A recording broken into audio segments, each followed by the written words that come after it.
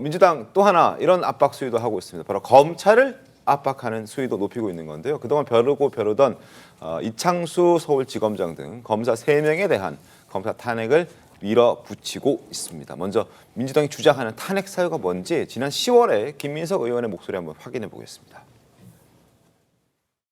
김건희의 개, 검찰을 탄핵합니다. 계좌 추적 한 번 없던 5년의 허송 세월을 여왕조사 한 차례로 액땜한 검찰이 계좌 사용 48회, 시세 차익 23억, 공범 유죄 등 법원 기록의 벽을 뚫고 불기소했습니다. 심우정 검찰총장, 이창수 중앙지검장 등 직무유기 및 은폐 공범 전원을 탄핵하겠습니다. 네, 이 민주당의 검사 탄핵 추진에 이번에는 검찰도 가만히 있지 않는 모습입니다. 이 서울지검장 지휘부가 이른바 집단 행동에 나섰는데 화면 한번 보겠습니다. 검찰 탄핵 추진에 집단 반발하는 모습입니다.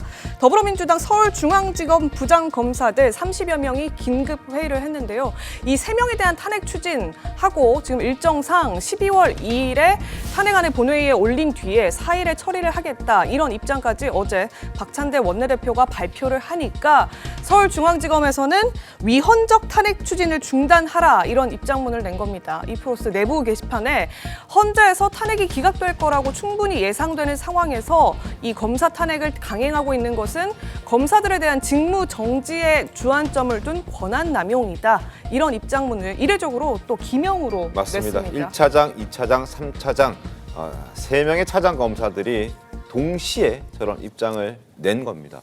자, 긴급 회견 갖고 공동 입장문까지 낸 건 굉장히 이례적인 상황으로 볼 수밖에 없습니다. 그만큼 지금 송 변호사님, 민주당의 어떤 저런 행태들이 검찰을 너무나 압박한다라고 검찰이 이제 목소리를 내는 거잖아요. 어떻게 좀 보셨습니까? 그러니까 민주당의 탄핵소추권 남용이 그야말로 조자룡 헌칼 쓰듯이 그렇게까지 전개가 되고 있죠. 그런데 자, 지난번에 이정섭 검사 탄핵소추안이 9대 0으로 기각됐지 않았습니까? 그때 네. 사실관계조차 제대로 특정이 되지 않아서 사실 국회가 큰 망신을 당했습니다. 그게 왜 그렇습니까? 결국은 민주당이 보복성 검사 탄핵소추를 했기 때문에 그런 것이거든요. 지금 이번에도 마찬가지입니다. 그리고 지난번에 검사 4명에 대해서 탄핵소추안을 발의해놓고 사실은 본인들도 통과시키기가 너무 민망하니까 법사위에 내려보낸 다음에 망신주기성 청문회만 2번 개최하지 않았습니까? 네. 지금 그런 것들이 반복되어 왔기 때문에 특히나 이번에 서울중앙지검장을 탄핵소추의 대상으로 포함시킨 것은 노골적으로 중앙지검의 업무를 마비시키려는 의도까지 있다. 왜냐하면 중앙지검장이 탄핵소추로 직무정지가 되면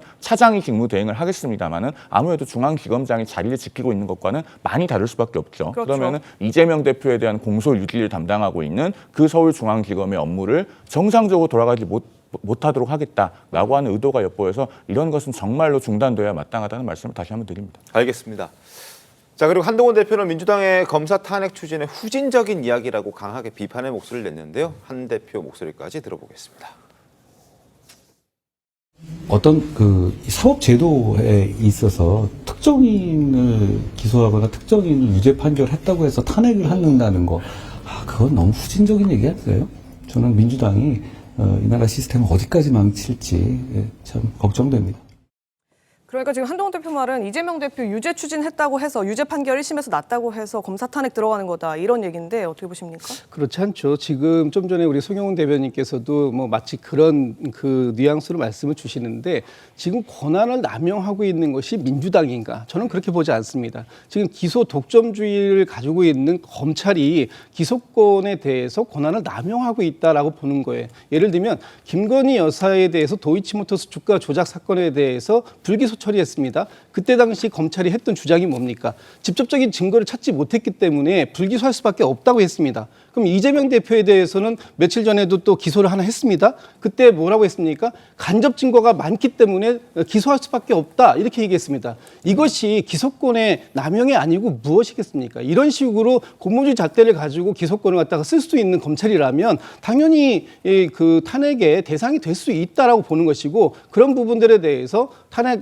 절차에 들어간다라는 것이 민주당의 입장이기 때문에 지금 검찰이 제 식구 감싸기 한다고 해서 이렇게 뭐 그 모여가지고 회의하고 이 프로세스에다가 글을 올릴 수 있는 그런 기계가 있다면 이 기계를 지난번 김건희 여사 때의 어떤 그 명품백 수수 문제라든지 아니면 도이치모터스 주가 조작 문제 때 이런 기계를 발휘했어야 되는 게 아니냐 저는 그렇게 생각합니다. 도이치모터스는 항고를 해서 지금 서울고검에서 들여다보고 있지 않습니까? 그러니까 처분이 완결된 것이 아니니까 일단 좀 지켜보시고요. 자, 권한남용은 지금 민주당이 말할 자격이 없다고 생각합니다. 탄핵 소추하면서 사실관계조차 제대로 특정을 못하면서 직무 정지를 시켜서 그 이정섭 검사는 9대 0으로 탄핵 소추 기각이 됐는데도 무려 273일 동안 직무가 정지되어 있었습니다. 이번에도 같은 일이 되풀이될 가능성이 대단히 높거든요. 그런데 이렇게 사유도 제대로 없고 사실관계조차 못 갖춘 탄핵 소추를 하면은요. 이거야말로 직권남용죄가 성립되는 것이 아닌지 검토가 필요하다고 생각합니다. 알겠습니다. 의원의 면책특권도요. 명백하게 허위사실인 경우에는 면책특권의 영역을 벗어나지 않습니까? 마찬가지로 탄핵소추 사유가 없다는 것을 알면서도 탄핵소추를 하는 경우에는 직권남용죄 성립이 검토돼야 된다 이렇게 말씀드리겠습니다. 근데 이제